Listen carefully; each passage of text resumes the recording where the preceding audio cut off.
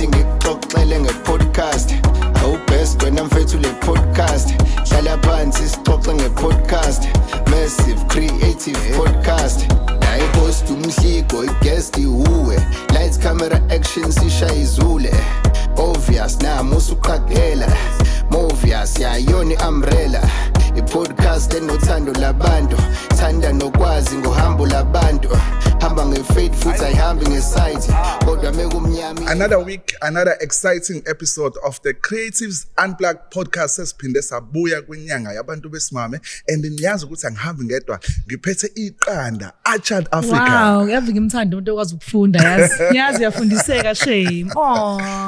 Angithi phela vele from Siyona imbokodo iqanda. Uyaphila kodwa sis. Yaphila isiko Archard Africa the egg. Yeah. Hayi ngiyaphila. Yeah, sekunyanga yethu. Hayi ngiyabona kumnandi nje. Hey, kunemfudumalo, kunesmile. Hey. Plus namhlanje siphethe enye guest futhi. Enye iqanda. Yes. Ezobe nje izangeni into iqopholoza lapha yana iqinile ngamangqemngqem. Umgimgim ngamangaqangaqa. Uzobaqaqa labo ngwaqa. Kodwa ngiyabona ukuthi ubhizi lapha yana. Ngiyabona ukuthi ubhizi lapha yana kwi i-karaoke ngize safika bekumnandi. So yes, ihambe kahle our first launch of open mic and karaoke nights at Dropkick Murphys on Florida Road. We have them every Thursday. So the first one was a huge success. Yeah. We had artisti, sister got my materials we had a huge karaoke crowd. I didn't expect the karaoke to be more than the open mic. My sister always trying to like go on stage, you know what I mean? But karaoke was more, we ended up having to shut it down. Nice, guys. Karaoke shame. Vele shut it down. Yabo engayithanda kakhulu iphathi lakho usuthola uphathina kade ungaqondela ukuthola. Athi unami ngifuna ukushaya le ngoma ayishaye noma besele ngididelana. And sibone lapho usithebule amnandi vethu. Hayi phela i-team ufuna ngi-assist lapha ngoba no Rowan nawo besiza lapha no Khanya lapha on the door. On the door. People were very happy and you opened the open mic for us. Yeah. Hey bengishaya amanye ama-rhymes. Ngingena ngenye freestyle. Kodwa phela i-beat ivele yathi wavela ngifakela uKeres 1 cabanga. Wena wakufaka kwi-deep end. Ngiyahamba ngiyayishala freestyle. Manje vethu wena-ke ngibonile lapho sisangathi khona into entsha siyilontshayo lapha e-base camp engathi samathophanyana sayini le ngibonile lapho. Actually to Cooler Summer we have a sound system now for hire. We bought the sound system. So if kukhona ama creatives adinga ama resources ethu kukhona ama mic ama tops kukhona ngisho ama bass beam lapha ni sound ivukile siyahlanganisa sithi siyakucela noma uba onasisa skill whether a conference mhlawumbe bane event abantu abafuna ukuthatha sound sino DJ wethu ozolibele mova nabo noma uxabene nomakhelwane wakho ufuna nje i-sound system ukhulume nje naye kwi-mic nje kulungile imali yakho vele uyisebenza kanzima yenza into efuna ukuyenza ngemali yakho. And then mina next week futhi ke uma wasangibuzanga ngizongitshela ke just kwenzakalani Music Imbizo. Oh yeah, yes, Music Imbizo is happening. It's the season. It's the season. God, they are planning yo been months. We finally here. Over 60 countries represented. Skala ngolesithathu. Yes. We're gonna be at Hugh. We're gonna be at from Wednesday to Friday is Sechameni, and then also Wednesday is Hugh, Thursday is Beanbag Jazz, and Friday. Okay, wait. So I actually posted like with screen, but please go to the Music Imbizo pages and check it out. So my early bird tickets are out right now. For $350 and then $450 for the regular tickets for delegates. Ungena yonke indawo, ungena wonke ama showcase, ungena every single place.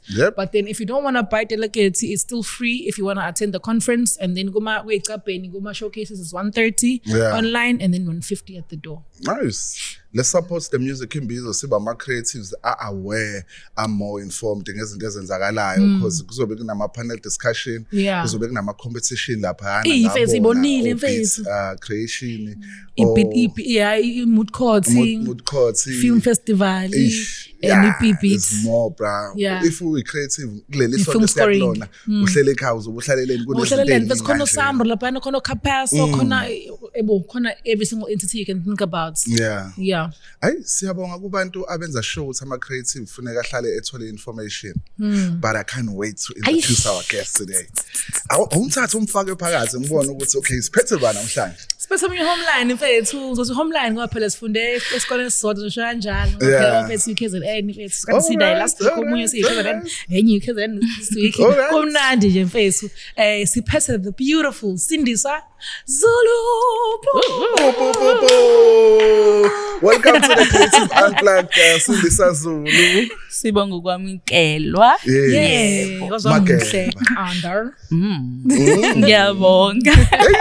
Hayi siyabonga. Siyabona kuhlobisiwe nala etafuleni sisazozwa more today ngomsebenzi owenzayo kodwa bengifuna ukuthi nje before siqale mhlawumbe usithathe usibeke ukuthi ubhizi ngani kulezi insuku yini nje ongathi abantu kumele bayazi. Oh yeah. Oqala nje I'm doing my masters. Okay. So ilofundile. So okuningi kakhulu ngifocuse kakhulu kuloko kodwa ke iart yami ngikhohliwe ngithorisha ne poetry on the lawn lapho nalapho nje ngazi koKapa ko Eastern Cape yabo Gqeberha kwenzakalani yeah ngenza lokho also ngine camp ezayo yabo uzothi ukhipha nje ngibe ngimemezela kahle ke nayo ke yami ngoba kuba ispace la ama artists nabantu abathanda iart abahlangana kusona it's for healing more than entertainment. Yeah, ngicabanga ukuthi vele sisazo unpack one by one into enoyimentionile but ngi interested la kwe masters of maybe ile yesiZulu and into inkazayo sibongo sakhe master of isiZulu. Okay, yeah. Okay, ufuna ukuthi abe naye wonke le ingqikithi ukuthi qhamuka. So, mawukhuluma ngemasters yesiZulu mhlawumbe ungasibeka nje ukuthi kusuke kubhekelelwe kanjani kwenzakalani. Yeah, khona umsakazi owathi kumina wenza isiZulu. How Zulu do you wanna be?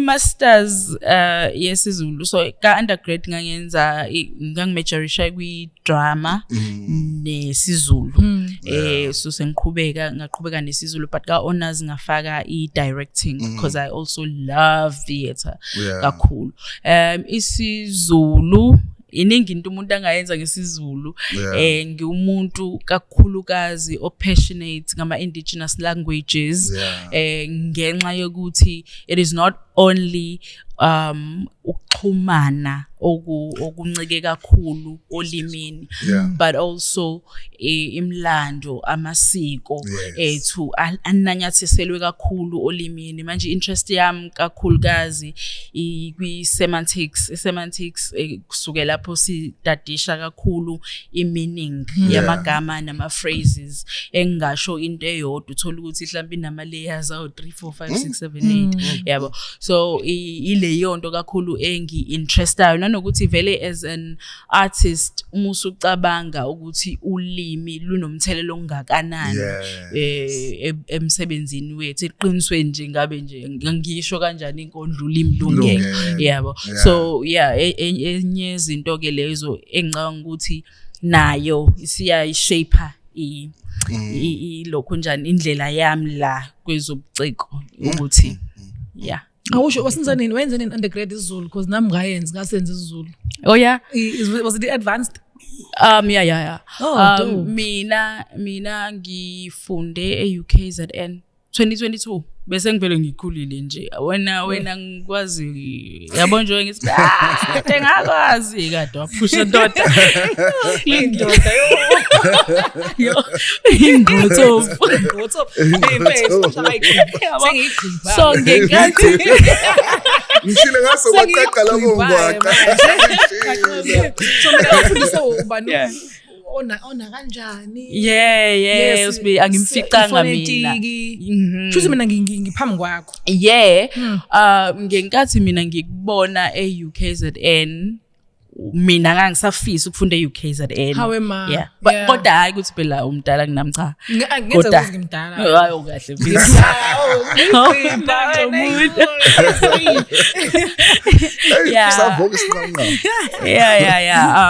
Ngifice engasekho uDokotela uNakanjani kodwa umunye wabantu engibahloniphayo engimazi emsebenzini nje ngaphandle kodwa nje enyuvesi mina ngifike sengina 30.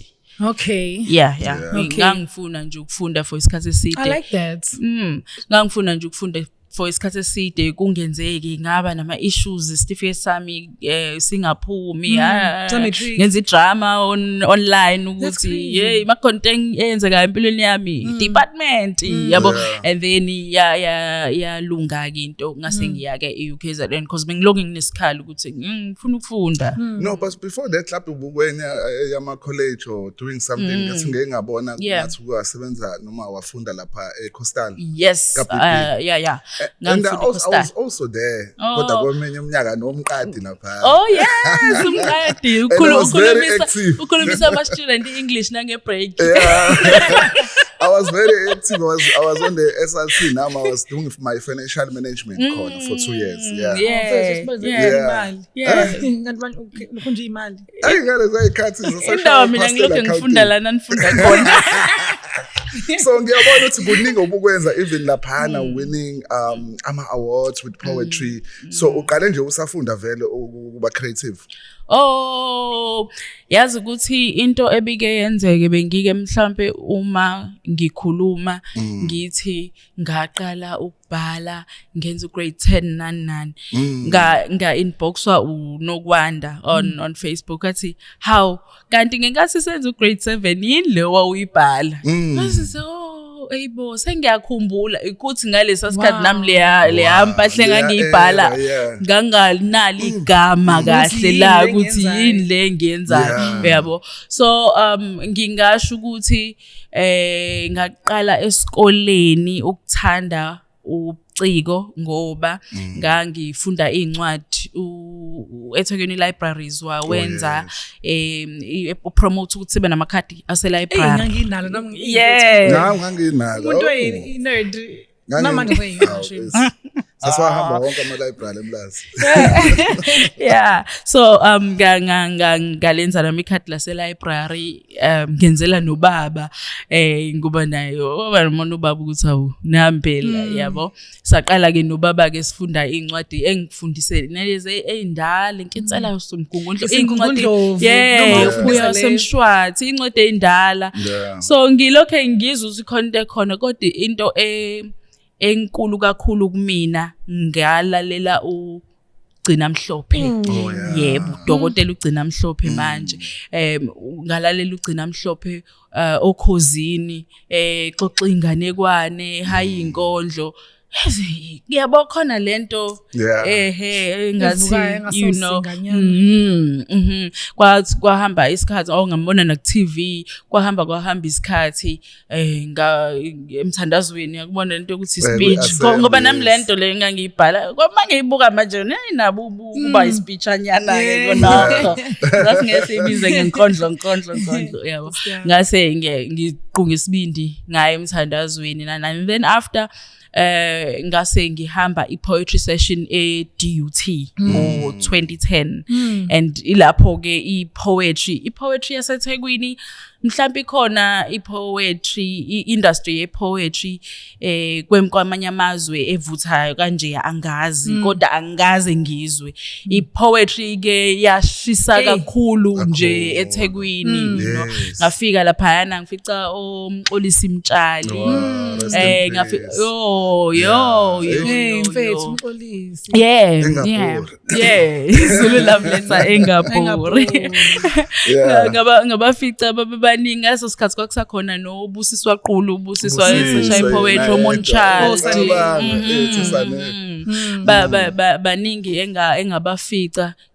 Okay, ngaleso sikhathi ngangiqinisa kakhulu esingisini engafica othando ofuze beshaya isingisi lapha engathi ayingeke ngashayeka la yabo ngalokho nje ngaqala ngathi ngiyaxuba ngabona ngathi khona abantswephu kakhulu ngathi isiZulu kakhulu ngiqinisa kakhulu esizulwini so ileyo ndlela engaqala ngayo ukuthanda nokuhamba izinto zobuciko nje yo ungene wa deep kakhulu kanjani because manje even labantu abamentionayo abanye abantu babazi ku TV sebeqalele yabo obusiswa like she was deep on poetry udala iPoetry Africa ibuye ifike Bed Center uthola ukuthi kuqhamuka abantu from America ama poets amaningi hey yo uphuma background strong yo and baningi abaculi abazithola even ama comedian we space se poetry yabona nje lesiya space inkosi yami angifuni nangengozi sife ngoba baningi kakhulu abantu abayidiscover kulesiya space and ipoetry phela iyabuza ukuthi uthini ukusho kanjani ukuthi in so abantu abaphume lapho ngempela ama artists ozi yabo alinyakaziseki leli ipeni name that's why futhi sinomhliko nje badisisho nje ukuthi our open mic it's actually poetry and music because abantu abaningi they really were discovered kulama open mic sessions platform that's intimate where you can actually talk to other creatives and learn how to write and learn how to discover yourself in a safe space but it take ufanele yavuthali ngibone noncebakazi bepostile ngepoetry session izolo ukuthi it's on a Bed Center iba khona every Wednesday so fanele ingapheli kakhulu nokuzethemba ukuperforma uyakuthola lapha yabo ngoba yabona mina ngiqala ukuma ngiyakhumbula lena ngeduty yo sengiphambili ithi into kumina uyaphapha hlala phansi ithenye hayiqhubeka bayakubuka ngiperform yo bashaya ama desk from lelo la ngathi kanti yazi bethu with these things yona phela into ekletusha ubona ususa stage ungazi ufike nini ba mina ngeke ngifike nini ke stage futhi musophakathi ngathi awukazi uyingabazi ngoba manje sekuyenzeka sekumnandi futhi usuvele wagabusela abantu kakhulu in such way that sebefuna ukuzwa ukuthi lo muntu mayishaya ipoetry ngazi uyishaya kanjani lutho ave beda cabanga uright la kuyithazeni funa ukuzwisa mhlawumbe ngabe ucabanga ukuthi uzozwisa because it's very important so lapha high school mhlawumbe waqeda ke and then masufika eCoastal mhlawumbe iziphi ifundo obuzenza before ufike eUKZN eCoastal ngenza imarketing mina ngangifuna ukuya enyuvesi ngangazange nje ngize ngicabanga icollege ngeke ngize ngiqamba amanga kodwa ngenxa yokuthi njoba ngisho ngaba ne-issue nyana ngafail umatric ngafail umatric ngase ngulungisa kwathatha isikhathi eside ukuthi kubuye isitifiketi nakhona sesibuyile saba faulty kwaba nestory nje eside ngalokho so ngalesi sikhathi lesi nginale sixakaxaka lesi ngathi ngifuna ukufunda ngeke ngize ngihlale ngoba nakho yabo leyo nto leyo ngihlala ukuthi ngizuze ngilinda igigi ke manje yabo so ngahamba ngaye Coastal College mangibona izinto ezikhona siya marketing kodwa ngaleso sikhathi ngangingazi ukuthi ingangisiza kwase ukuthi nje angiyenze yabo so ngenza ke marketing hayibo sengibona manje ukuthi kwakumele ngiyenze because yonke into esifunda iyasiza somehow noma ngabe uthola ukuthi umuntu ufundela ukuthi ayawuqashwa kanti leyo nto ungayifundela ukuthi ikusize kulezi zinto ozenzayo so UKZN before you masters ngibona ukuthi wenze something ngani some bachelor something before wenze masters esiZulu so I degree yami ile kade ngisho I drama and performance studies nesiZulu and then I honors ngenza i-directing as well because well khona ngisho ilona amajazi kwanga yeah bese ke manje sengiqhubeka nesizulu kuphela i-drama ingoba phela khona lo performance studies I was like guy vele perform ngenza you know ngafike lapha nga discover ukuthi ngingaba u director we theater kwesinye isikhathi uma umuntu ngizothini oneyiphiwe kuke I'm sure ya relate kuke kube ngathi ngeke ngase kukuningile lokho engiyenzayo yabo lonto leyo uzama ukuthi uyimpintshe ukuthi ngeke yabo kuzoze kube ngathi angizazi ukuthi ngiyenzani into kanjalo yabo ngithi mina le nje kodwa phela kwasho ukuthi ngitswembo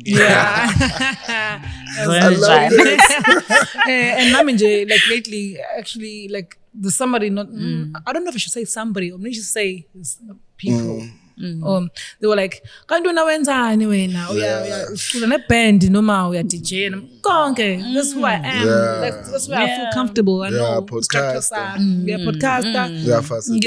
facilitator it's P bro and to make up something it's for a reason and for some reason it's working for me I'm able to come to the podcast I'm able to DJ I'm able to sing with the live band there's like I think they're wrong about having different personalities as an artist as long as you know how to maneuver your so njengoba uthi when you were trying to pick none because okay I know you're a writer you're an author poet yes academic also director facilitator actor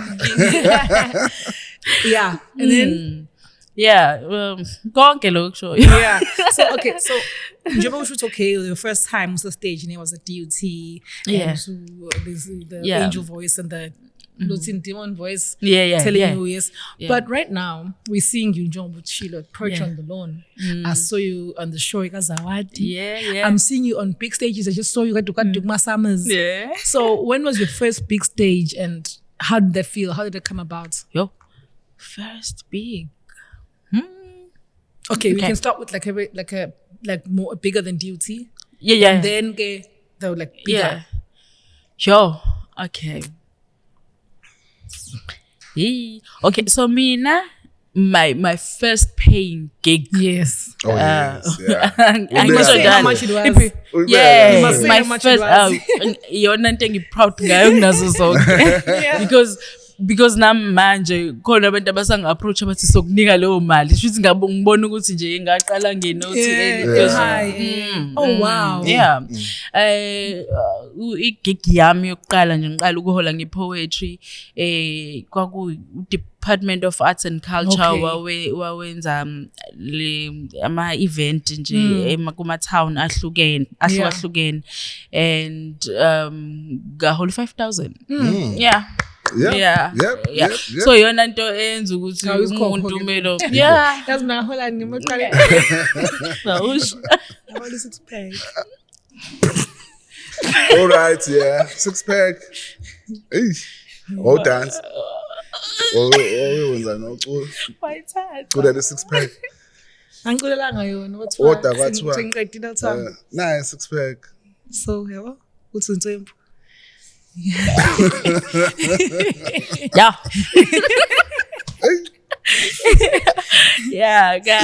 arts and culture lapho and then after okay and yabo ubig engizowusho is not akona ubig because of numbers ubig because it did something to me. You don't have to say the numbers anymore.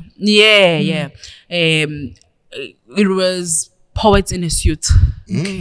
Umxolisi Mtshali akuyona into enkulu kumina kuphela inkulu kwilokhunjana yethu community yethu ngoba ngalesi sikhathi we were doing shows ema university isikhathi esiningi bed center vele we didn't even have ama shows lambe go playhouse ngaleso sikhathi uyabo kwakuba ilezo indawo zethu and then umxolisi weza na le concept yokuthi sifaka amasudi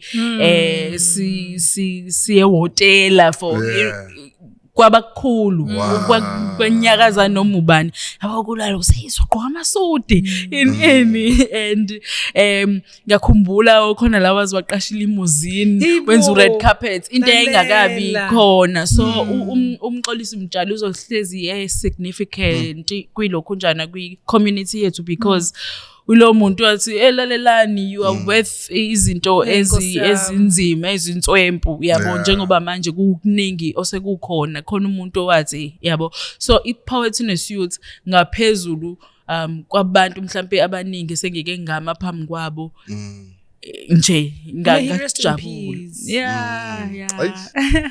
yeah big time yeah. And then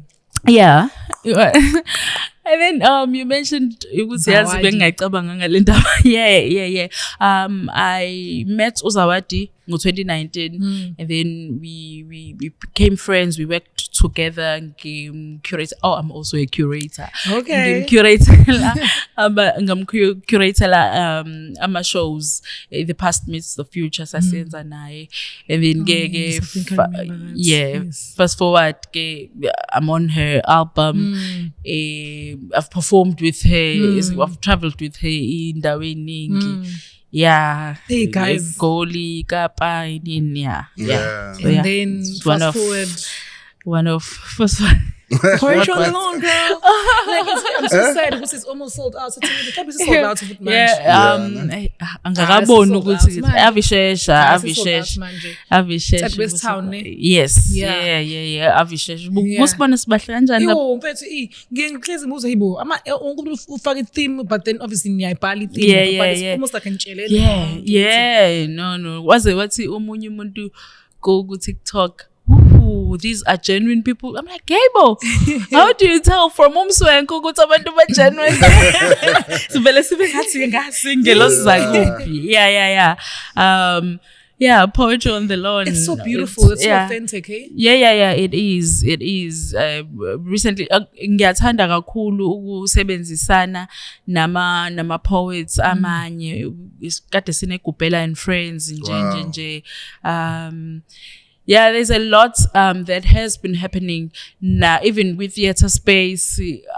Uthola ukuthi angiphoshi kangako but khona abantu engisebenzisana nabo ngijwayele ukusebenza nabo Hayise Productions ibona futhi abangifaka umkhokha for an example yabo so things have been happening just like manje yabo sekulokho kusilungu ungawani mina yeah wahlala lapha kumkhokha like doing acting yakho khona no so kumkhokha ngeza as a praise poet I hadn't done praise poetry before ngiyoba imbongi jele yayibongo yabo ngazi kodwa phela manje nakhona umhayise mengitshela wathi it's for a local production in kwaba into engathi yashesha sengisemotweni ukuthi uyoba imbongi yamamzobe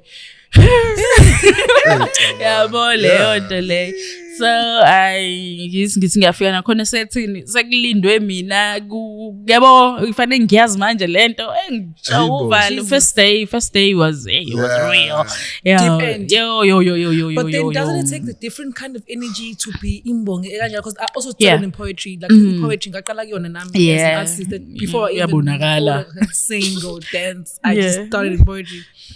So, but then like people have different like vibes in poetry. I mean, I'm more like a consciousness poet vibe, but then that means it's okay. You must be articulate. You must be, and then like your energy must be right. So people can manje imbongi. Kumele ukususa something deep. There's a project, but this is the theater. So how was that experience? Was it far from your usual like way of performing, or was it close to it? And then did your theater background help? Sure, it was not close.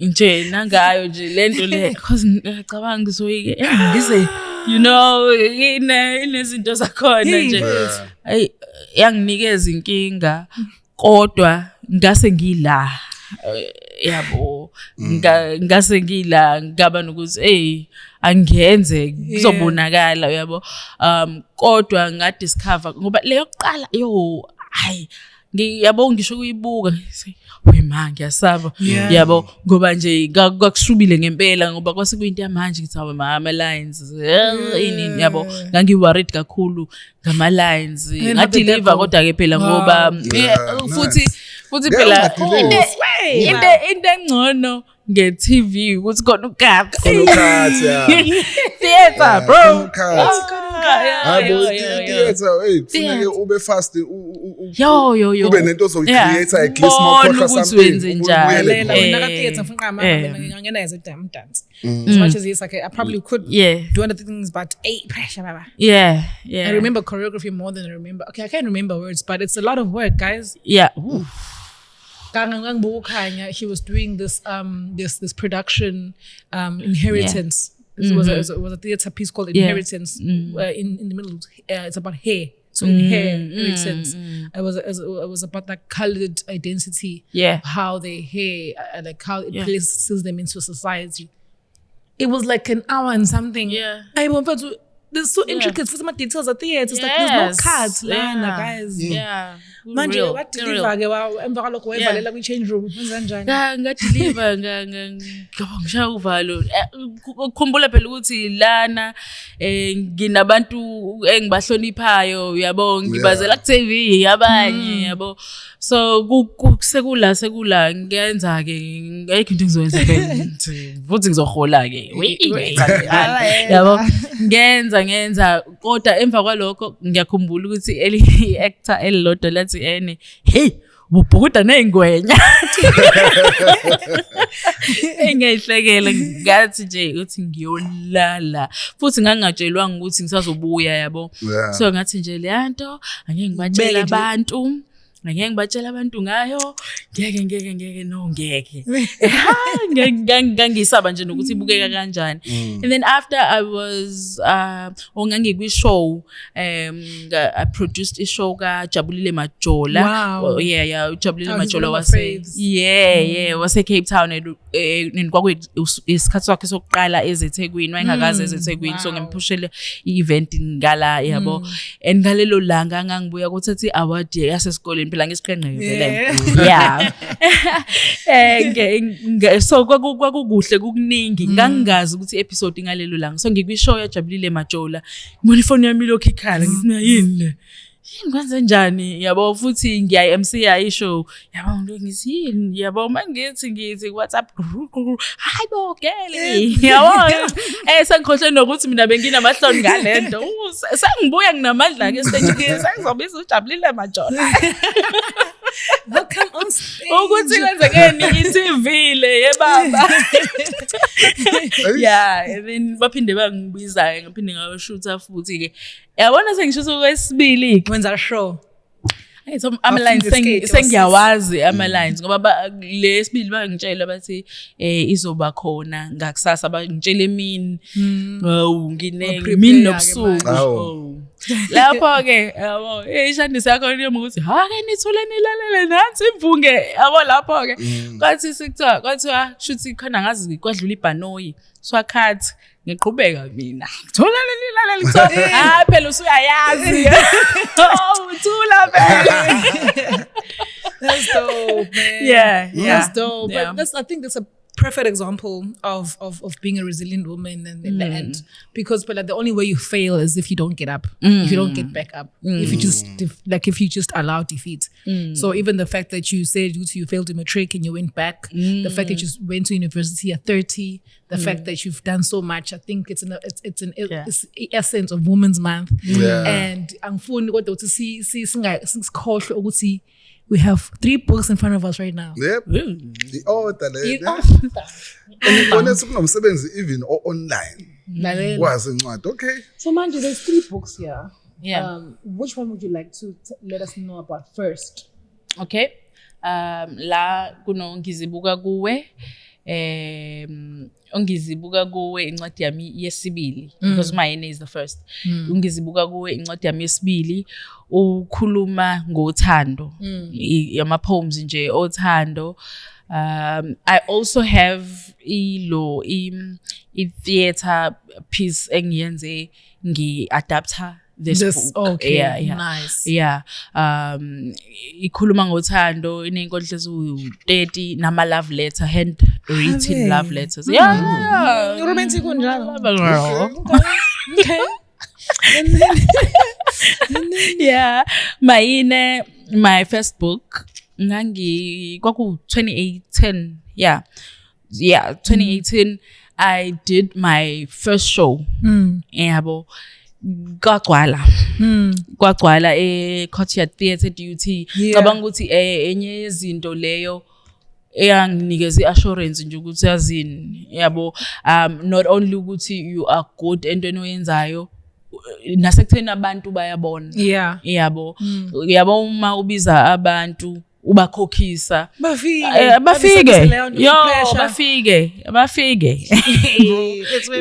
abadlala abantu bake bahlale nje bangayingeni abantu banqinisa ama-tickets online masebejike bengafiki.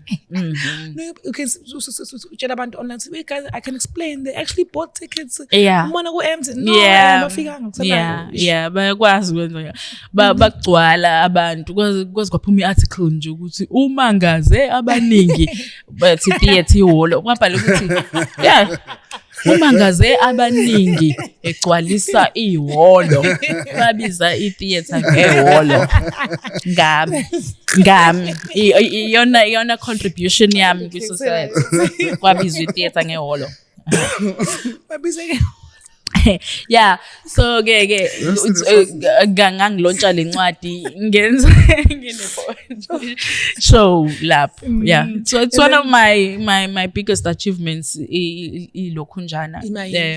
Imayine nosuku lokuyilontsha because kumina kwaba it was like a manifestation of the title. Yana. And then okay. Yeah, so this one, this is an anthology. It is so special to me. Iphume ngamthisi no 2 weeks. Iphumile. Inama storytellers, nama poets, storytelling tree 2 yenziwa lapha egcina amasiko. Udokotela ugcina Mhlophe. Yes, udokotela ugcina Mhlophe is my role model. So ukusebenza naye into enkulu kumina kakhulu. Enye into yenza ukuthi that's a dream come true for real. Umuntu ukhulumbuke and then usebenza naye. Like, the first time uDr. Gcina Mhlophe wangibona Playhouse ngiperforma ngirealize nami sengiphambili ukuthi khona ugcina Mhlophe yabo. Ngiperforma kwi-Sundowner Jazz and Poetry. Mangithi nangu like the Gcina Mhlophe that sells out shows le emazweni ongakaze kwesinye isikhathi ulizwe igama lalelo lizwe le nokuthi abazi nokuthi uthina abanye. Ngivele ngashawuva longazahawe ngenza mangiqeda wayasukuma wangihaga wangiqabula yes kwaba special kumina. Enye into ke onge-launch yayo le ncwadi uDr. Gcina Mhlophe besibekele i-surprise kwaba nama awards and nami ngayithola leyo award ngahlela kanjani ungayithola storytelling leyo award. And wakhuluma kahle kanjani ngami singihlakaniphile ungithandela nalento yokuthi isiZulu ngiyasithanda consistent in my work yabo leyo nto leyo.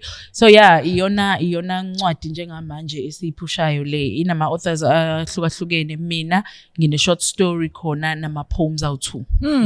Beautiful. These is it also like an ebook? Can we find it online? How can we find these books? Not yet. Okwamanje ngizosime sesiqeda ngisho ukuthi kumina. Oh, that's lovely. And then the theater adaptation of the other one, is it online or was it just a once-off show that wasn't documented? Yeah, but ngisi ephemeral. Muyimisile theater actually uyimisile. Kodwa mhlambe ngingaphinde ngiyenze ngoba ungekho mfethu. Yebo, wenzile mina. Ngenzele yona. Yeah. Ulucu igama le theater show i-one hander. Okay. Yeah, ngayenza. Nayi hour yazi. Nayi bangaze abaningi qalisa iholo. Yazi ngiyabona la ukuthi ukhona some podcast okwayenza. Yeah. Ibibizwa ngani kambe? Podcast. Angani noma wawu kuyona mhlambe yipi Wendy Mhaise. Oh yes. I think yeah. Wendy Mhaise wayegxile kakhulu kulento kade ngamgcina. Wayegxile kakhulu. Wendy. Wayegxile kakhulu kwinto yosomabhizinisi yabo. So so wayefuna ukuthi engage ngaleli side leli elinemali phakathi kwi-arts because singagoqana abafethu iyafuneka ibalekile. Yeah, because lapha novela kukhuluma ngayo business entrepreneurship like ngathi ubizwele kona ezimpokodo ukuthi iqanda. All right. Eziqanda ukuthi uyobazisa more. So yipi insight unganika ama creative asibukele ngaleyo topic because it's sensitive kakhulu thina we end up as ama creative uthola ukuthi le mali oyitholayo manje mhlawumbe noma kuthiwa iningi but uzodana iphupudla ukhohle ukuthi uthola lo 24 ungaglasta for 6 months mawukwazi ukuyiholela wena i-account yakho futhi njalo ngenyanga uyikhiphe ku6,000 noma ukhiphela u4,000 inyanga zibe you know so ikupho ukupha abantu ezumphako. Into yokuqala nje singakafika ekutheni ibhubhudlwe nomenzi wenjani ayibe khona. Yabo mina ngiloyo nje ongayibizi imali ngempahla angiyibizi ngempahla angiyibiza ngemali yabo ungasabi makukhona umuntu oku-approachayo ukukhuluma ngendaba yemali naye akasabanga lela because abantu bayithole imali mfethu nawe nje ubuyitholile nami yabo ungasabi ukuveza ukuthi uyayazi i-value yomsebenzi wakho uyazazi ukuthi you put in umsebenzi kangakanani so kungabi khona lento yokuthi ngathi nawe uyayidabukela uyinte kanjalo funda indlela eright futhi hayi ukuthi umuntu beka approacha imalini izwaqala iproject yakhe uzobona nawe ukuthi namngenza njalo futhi usisithule actually kanti lo uzofuna ukuthi 25 kuphela yazi ukuthi yona plan emnandi uthi budget ungazi usisithuli lo kade ninaye wasifundisa kwenye workshop ukuthi ku-right ukuthi ngizobuyela kuwena mhlawumbe usafuna ukubabheka nawe ukuthi bantu abanjani bajwayele ukwenza izinto ey'njani abantu ukuze isikho isidingo sokujaha ukuthi 2 cent manje yabo bakunikeza nje lelo thuba bese emva kwalokho kuba into yokuthi ke uma imali isikhona ubaba engifundisa ukuthi akufanele uzudle nembewu awusazi ukuthi uzotshala kanjani uyayibona leyo nto le so njengoba udla wenza sure ukuthi imbewu ikhona so uzophinda utshale yabona nje mina uma nginama gigs ngiyazi ukuthi emalini ekhona kumele ngenze sure ukuthi mhlambe ngenza i-photoshoot izokwenza ukuthi izokulasta mhlawumbe ngezimbalwa ngizosebenzisa le ithombe ukuze ngithole ilokhunjana mhlawumbe i-publicity right yabo leyo nto izonginikeza abanye abantu abazongifakela imali okay kule mali okay ngizo-invest ekuthenini angithola into ezukuthi zokuqoka so that ngizobukeka uyabo lonto imbewu leyo uyabo akube khona into investayo towards lento levele oyenzayo oyitholele le mali yabo kube ukuthi ke futhi enye into ngicabanga ukuthi ekubeni nemali ngaleso sikhathi fanele nayo ukwazi ukuthi uyisebenzise ekugcineni ama-relationships right imali hayi ukuthi ngizothini ipha abangani bakhe imali noma ini but kufanele ubazi abantu aba on your corner uma udecide ukuyidla ngoba vele uzoyidla kancane phela idla nabantu aba-right imali abazokwazi ukukukhipha enkingeni abantu aba-right abazokwazi ukukukhipha enkingeni mina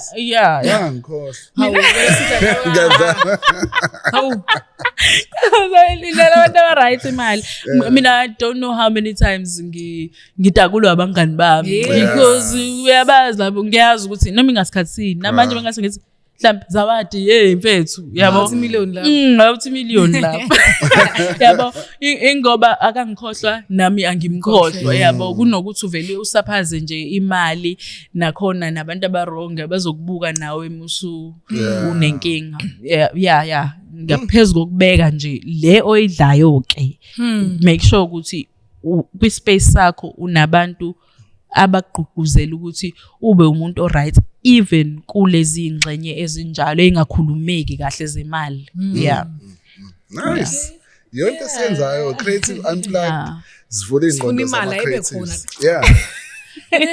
and in closing ungasho mhlawumbe ukuthi why you can look at them in the camera like camera yakho mhlawumbe a young woman that probably is scared to take a second chance, that's scared to probably what would you say to them as Women's Month and now as a woman? What do you feel in your spirit? Okay. Njengomuntu wesifazane waseNingizimu Afrika ngiyakutusa kakhulu ukuthi uzazi uzithande uyinakekele uzamkele uphinde futhi wenze konke okusemandleni ukuthi uzelaphe uma kukhona le ndawo elimele kuwena yabo khona usiswe uyayithi ubablame abazali bakho kodwa ithuba onalo manje lokuzireparenta lisebenzise likhona yabo so kukona konke okungenzeka zama ngayo yonke indlela ukuthi uthole indlela yokuthi uzithande uzelaphe ukuze noma ngabe yini eqhamukayo ohambeni lakho lokufuna ukuthi uphumelele ungabi wena isihibe esikuvimba ukuthi ungaphumeleli akekho omunye umuntu ozokwenzela izinto akekho nomuntu okweletayo uma ukukhona into edayisayo ungazizondi masingayithengi asikukweleti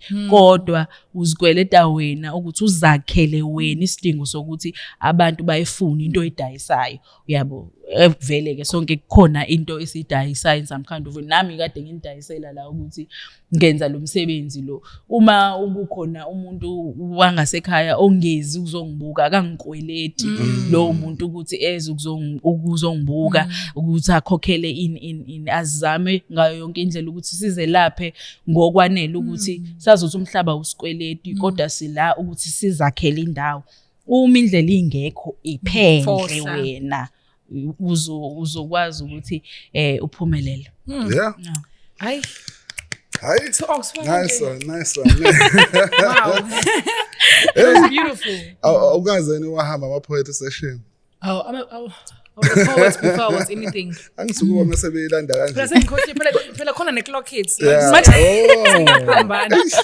kodwa bafethu big up to wonke ama-poets kubuke lapha kodwa ama-clips abasendayo on TikTok and KZN la ubona kahle ukuthi hayi la iseklasini i-lecture room or hall kancane nje bahleli bonke vele kuqhamuka i-poet lapha lisho libe lishona ezansi ngisho ukuthi yazi amandla e-poetry awuve sekhulile eThekwini babuye bayilande ngala ko-best sense bayilande ko-D ukuthi siyabonga guys siyabonga abantu bakuthola kanjani mhlawumbe sesivala utholakala kanjani ngiwululwandle _Sindiswa Zulu yonke indawo ngangithola noma yini ehlangene nami uzoyithola lapho lulwandle _Sindiswa Zulu yebo wena achild mina Nkosi yami Achild Africa across all social media platforms and futhi see Creatives Unplugged podcast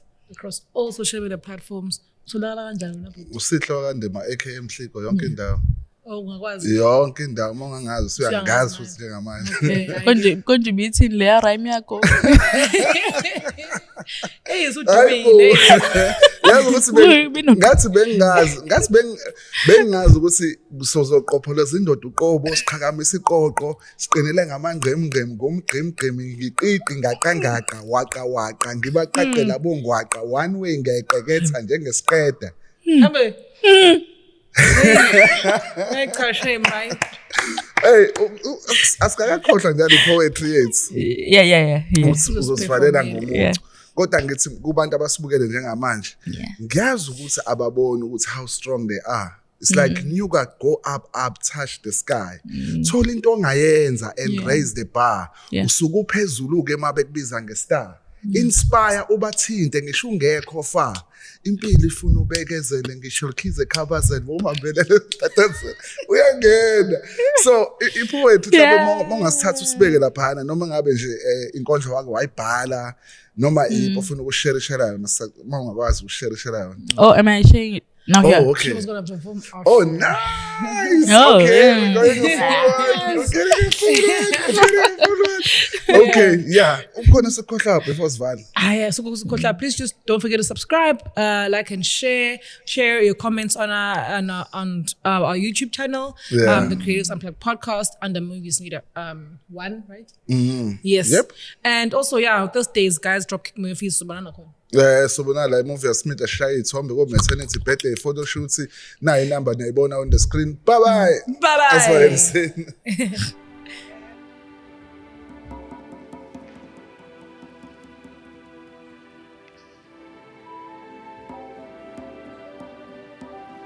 Lapho silandela izinhliziyo zisisa eweni.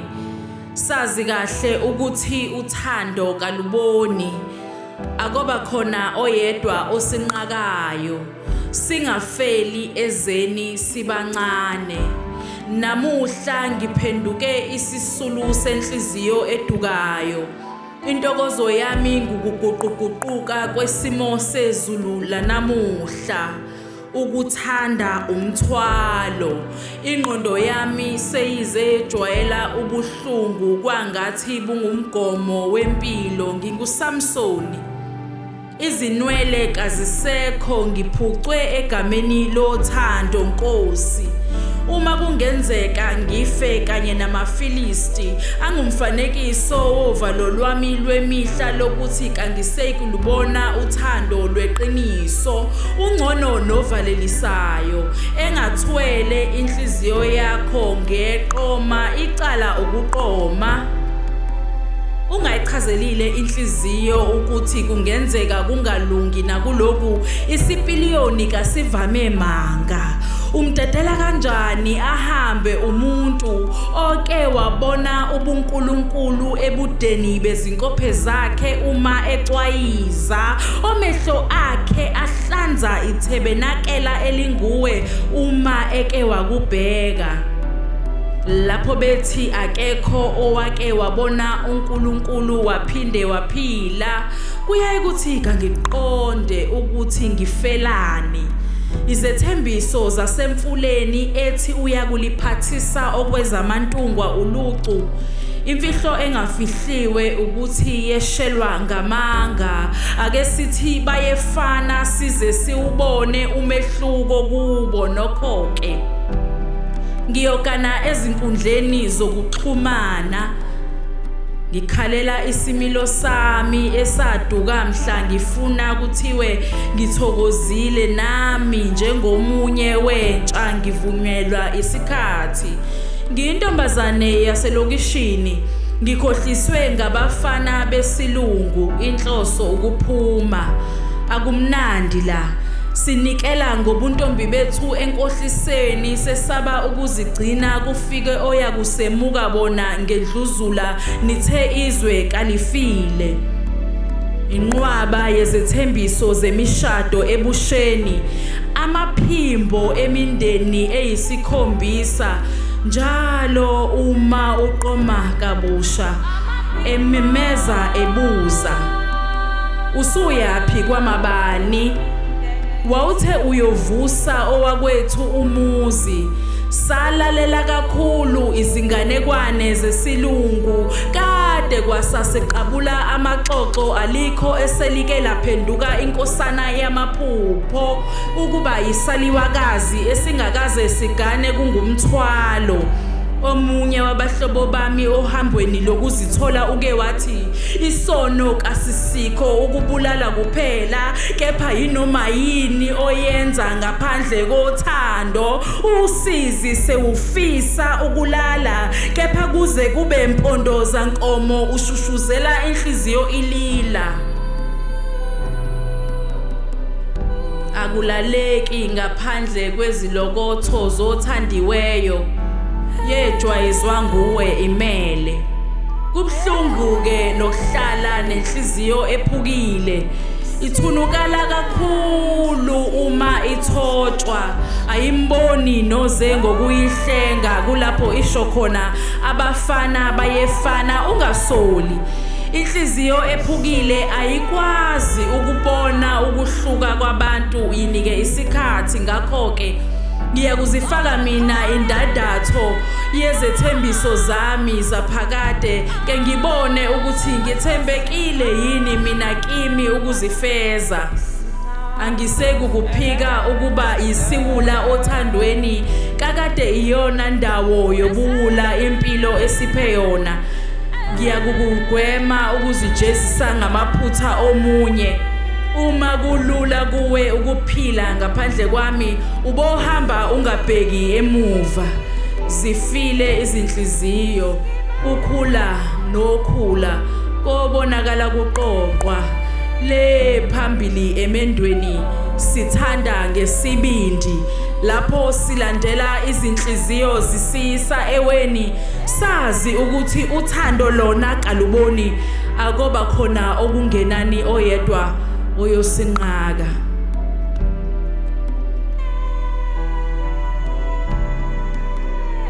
siyabonga